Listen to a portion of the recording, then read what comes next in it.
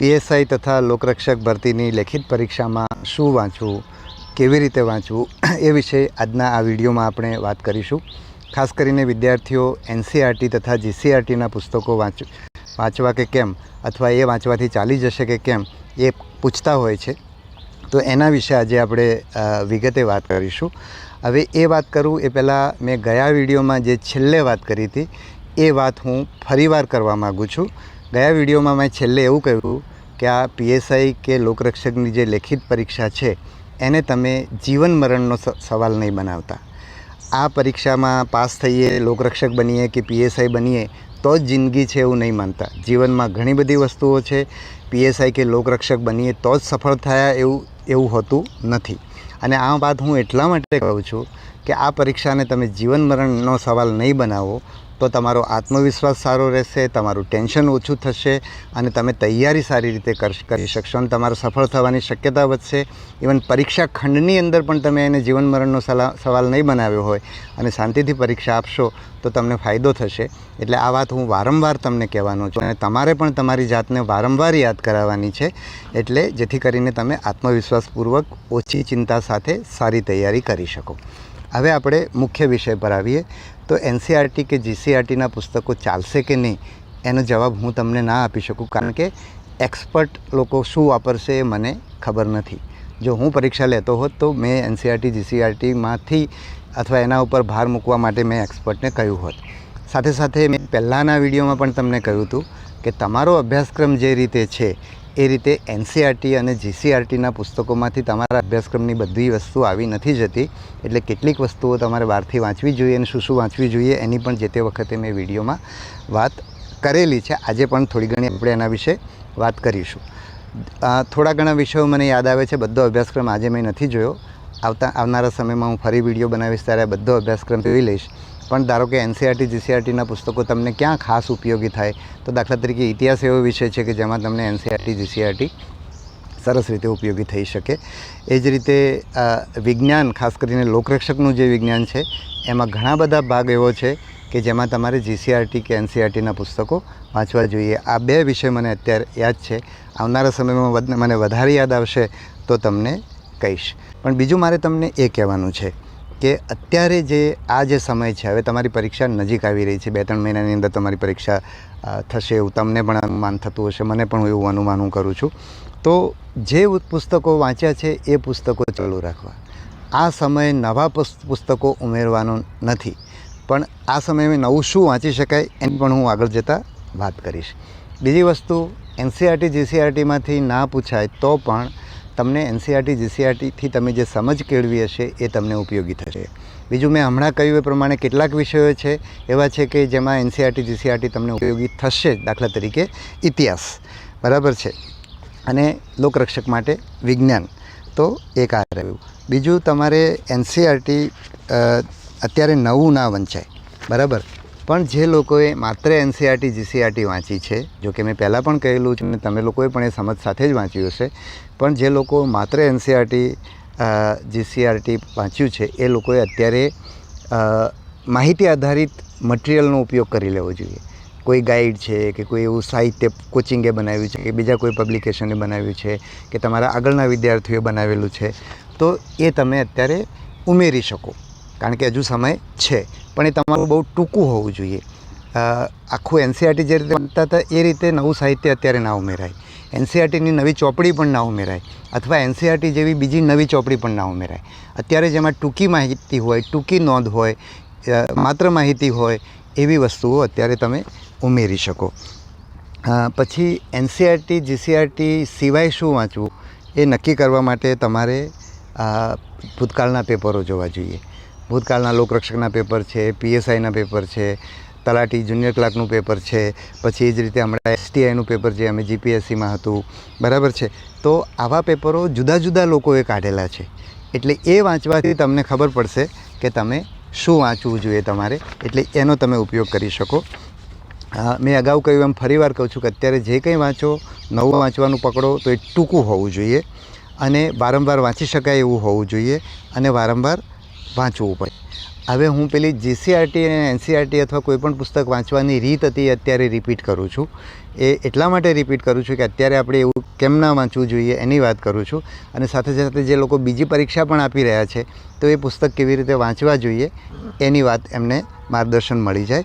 તો NCERT GCRT વાંચવાની રીત મેં તમને એવું કહ્યું હતું કે પહેલીવાર તમે જ્યારે વાંચો ત્યારે એ ચોપડી વ્યવસ્થિત તમે વાંચી લેવાની. તમને એમાં કંઈ બહુ જ સારું લાગતું હોય તો એ તમારે પેન્સિલથી અને અંડરલાઇન કરવાનું. કારણ કે તમે પહેલી વાર વાંચશો ત્યારે તમને બધું જ સારું લાગશે. એટલે તમારે આખી ચોપડી અંડરલાઇન થઈ જાય તો એનો કોઈ અર્થ નથી. બીજું, તમે વાંચવાનું શરૂ કરો એ પહેલાં તમારે જૂના પેપરો જોઈ લેવા જોઈએ. તમે જે પરીક્ષાઓ આપવા માગો છો એ પરીક્ષાના જૂના પેપરો જોઈ લેવાના. એના આધારે તમે અંડરલાઇન કરી શકશો. એટલે પહેલી વખતે તમે અંડરલાઇન કરો ત્યારે તમારે પેન્સિલથી જ અંડરલાઇન કરવાની, જેથી કરીને તમે એને બીજી વખતે તમને, કારણ કે પહેલી વખતે એવું લાગશે કે આ તો મને જરાય યાદ નથી, આ તો મારે યાદ રાખવું જ પડશે, અમારે બીજી વાર વાંચવું જ પડશે. પણ જેમ જેમ તમે વાંચતા જશો એમ પછી એ વસ્તુઓ તમને નકામી લાગવા માંડશે. અમુક વસ્તુઓ તમને કાયમ માટે યાદ રહી ગઈ હશે, જેને ફરી કાલે જોવાની જરૂર નથી. એટલે એ બધી વસ્તુઓ તમે કાઢી શકો. એટલે પહેલી વાર તમારે પેન્સિલથી અંડરલાઇન કરવું જોઈએ. બીજી વાર અથવા તો ત્રીજી વાર તમારે પેનથી અંડરલાઇન કરવું જોઈએ. પહેલી વાર તમારે લાંબો સમય, બહુ જ લાંબો સમય જઈ શકે. કોઈ ચોપડી વાંચતા 10 દિવસ લાગે છે. છેલ્લી વાર તમે ત્રીજી ચોથી વાર વાંચો ત્યારે 1 દિવસમાં પૂરી થઈ જાય, અડધા દિવસમાં પૂરી થઈ જાય એવું તમને થશે. કારણ કે પછી છેલ્લે તમે માત્ર અંડરલાઇન વાંચતા હશો. એટલે આ કોઈ પણ નવી ચોપડી વાંચવાની આ રીત છે. અને હું તમને આ કહી રહ્યો છું કે હવે આ રીતે કોઈ નવી ચોપડી તમારે શરૂ નહીં કરવી જોઈએ એવું મારું સજેશન છે. પણ આ સજેશન તમારે તમારા પ્લાન પ્રમાણે જોવાનું કે તમે ઘણું બધું વાંચેલું છે અને એ બધું તૈયાર પડ્યું છે. અત્યારે તમને લાગે છે કે આ નવું પુસ્તક, પેપરો જોયા તમને લાગ્યું કે આ નવું પુસ્તક વાંચવા જેવું છે, તો એમાં તમે આ રીતે, અને તમારી પાસે સમય છે તો તમે આ રીતે શરૂ કરી શકો. તો આ એક મહત્ત્વની વાત થઈ ગઈ. પછી એવી જ રીતે તમને ધારો કે કોઈ નવી ચોપડી વાંચવી છે તો તમારા કોઈ મિત્રે અંડરલાઇન કરેલી ચોપડી છે તો એ તમે વાંચી શકો. બીજું, તમારા મિત્ર કરેલી ચોપડી અંડરલાઇન કરીને તમારે પણ એ ચોપડી એમાંથી તમારે પણ અંડરલાઇન સાથે સાથે કરતા જવું હોય તો એ પણ તમે કરી શકો. એટલે એ રીતે કરી શકાય. એ મેં કીધું કે માર્કેટમાં મળતું તૈયાર સાહિત્ય પણ તમારે અત્યારે વાંચવા જેવું હોય. બીજાના મિત્રોને પૂછતા રહેવાનું, બરાબર છે.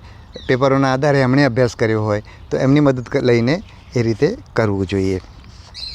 અને હવે જે કંઈ નવું પકડો તમે એ તમારે વારંવાર વાંચવું પડે અને વારંવાર વાંચી શકો, યાદ રાખી શકો તો વાંચવાનું, બરાબર છે. એવો જે મહત્ત્વનો મુદ્દો છે કે જથ્થાબંધ વાંચવાનું. જથ્થાબંધ વાંચન બહુ જરૂરી છે. અને જથ્થાબંધ વાંચન હવે ક્યારે થઈ શકે કે તમારી પાસે ટૂંકું સાહિત્ય હોય. અને તમારે એવું પણ કરવું જોઈએ કે હવે તમારે પરીક્ષા આવે ત્યાં સુધી કેટલી વસ્તુઓ વાંચવાની છે એનું એક લિસ્ટ બનાવી દો, અથવા એ બધા પુસ્તકો સાઈડમાં મૂકી દો અને એક પ્લાન બનાવી દો કે મારે 7 પુસ્તકો કે 8 પુસ્તક કે 10 પુસ્તક કે 5 પુસ્તક વાંચવાના છે અને એમાં મને આ પુસ્તક વાંચવામાં આટલો સમય લાગે છે. એ પ્રમાણે મને આવનારા 2 મહિનાની અંદર હું 2 વાર વાંચી શકું, 1 વાર વાંચી શકું, અથવા તો આ મારે છોડવું જોઈએ. આ બધાનું પણ એક તમારે પ્લાન બનાવી જવાનો. બીજું, મેં જથ્થાબંધ વાંચન માટે તમને એક વસ્તુ એમ કહું કે તમે જુઓ કે કોઈ પણ પરીક્ષા તમે આપતા હશો તો છેલ્લા 15 દિવસની અંદર તમે જે વાંચતા હશો એ ઘણું ઉપયોગી થતું હશે. અને ત્યારે તમારી પ્રોડક્ટિવિટી, તમે બહુ જ બધું વાંચતા હશો, યાદ પણ સારી રીતે રાખતા હશો. તો અત્યારે તમે એક એવી કલ્પના બનાવી દો કે આવતા 15 દિવસમાં મારી પરીક્ષા છે. એટલે એ રીતે તમે તૈયારી કરવા માંડશો તો તમારે વધારે જથ્થાબંધ વાંચી શકશો, બરાબર છો. પછી અને જે વાંચો છો એનું પુનરાવર્તન 15 દિવસમાં કરી લો તો તમારું પુનરાવર્તન પણ ઝડપથી થશે. પછી આવું કરવાથી તમને યાદ રહેશે, બરાબર. બીજું, તમે કોઈને સામે બેસાડીને વાંચો, બરાબર છે, તો એ તમને સાંભળશે.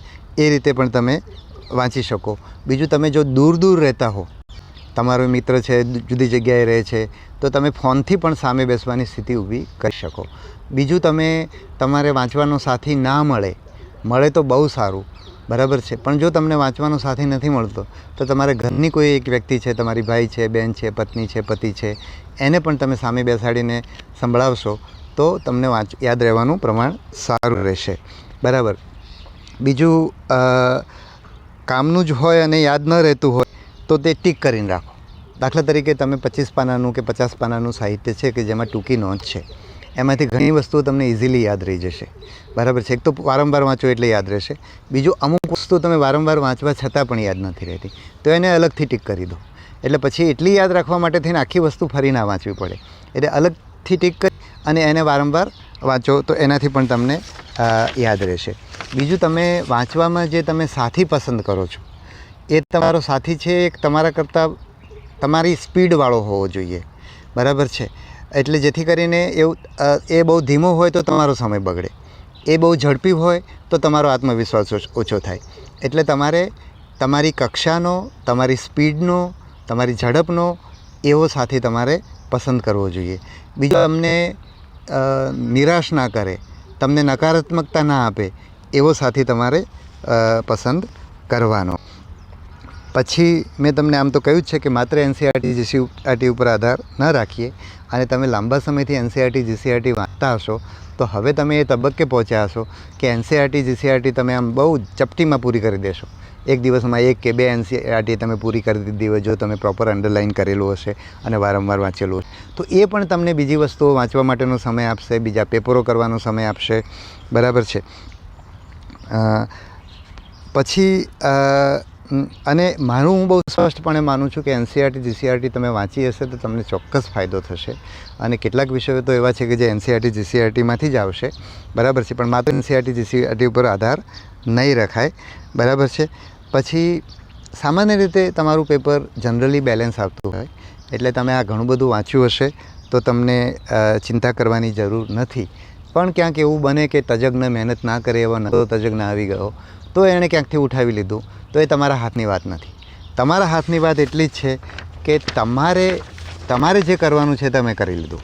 એટલે તમારે જરાય ચિંતા નથી કરવાની કે ભાઈ મારું કેવું પેપર આવશે, શું થશે, એ બધી ચિંતા કરવાની જગ્યાએ આપણને ખબર છે કે આવા પેપરો સામાન્ય રીતે આવે છે, મારે આ વાંચવું જોઈએ, એ હું બરાબર વાંચું છું, વારંવાર વાંચું છું, યાદ રાખું છું, એ વિષય ઉપર તમે ભાર આપશો તો તમને ચિંતા કરવાની જરૂર નહીં રહે. બરાબર છે. આટલી મહેનત કરી હશે તમે, બરાબર છે, પૂરતી મહેનત કરી હશે તો ગમે તેવું પેપર આવશે, તમારે ચિંતા કરવાની જરૂર નથી.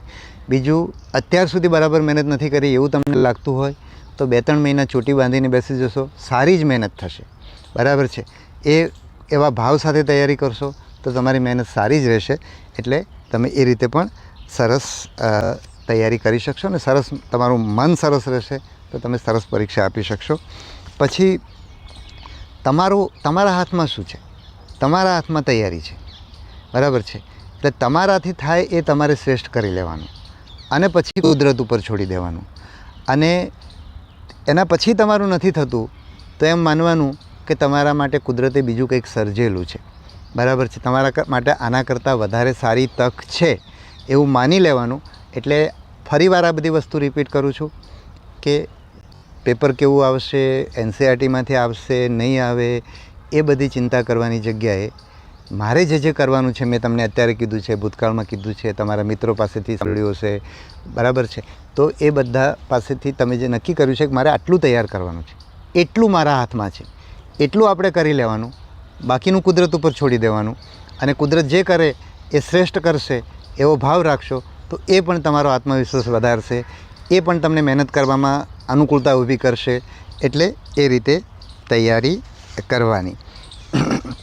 અને ખાસ ધ્યાન એ રાખવાનું કે આ સમય જે છે એ સમયની અંદર મારે જે કરવાનું છે એ હું કરી રહ્યો છું કે કેમ, એના ઉપર ખાસ ધ્યાન રાખજો. તો આટલા મુદ્દાઓ મેં તમને અત્યારે કીધા છે. આવનારા સમયમાં મારો એવી ઈચ્છા છે કે એક વિડીયો પરીક્ષા પહેલાં પ્રશ્નપત્રોની મોક ટેસ્ટ કેવી રીતે આપવી અને પરીક્ષા ખંડની અંદર પેપર કેવી રીતે હેન્ડલ કરવું એ મુદ્દા ઉપર મને વાત કરવાની ઈચ્છા છે. મને સમય મળશે તો હું એ વાત કરી લઈશ. અને એના પહેલાં એટલે એ વાત હું આવનારા સમયમાં હું કરીશ. અને બસ એટલે મને બીજું કંઈક સૂચતું હતું પણ અત્યારે નથી યાદ આવતું. પણ આપણે પૂરી હિંમત સાથે, પૂરા આત્મવિશ્વાસ સાથે આપણાથી થાય એ બેસ્ટ કરતા રહીએ. કુદરત આપણને સાથ આપશે જેવો ભરોસો રાખીએ અને સરસ તૈયારી કરીએ. ખૂબ ખૂબ શુભેચ્છાઓ.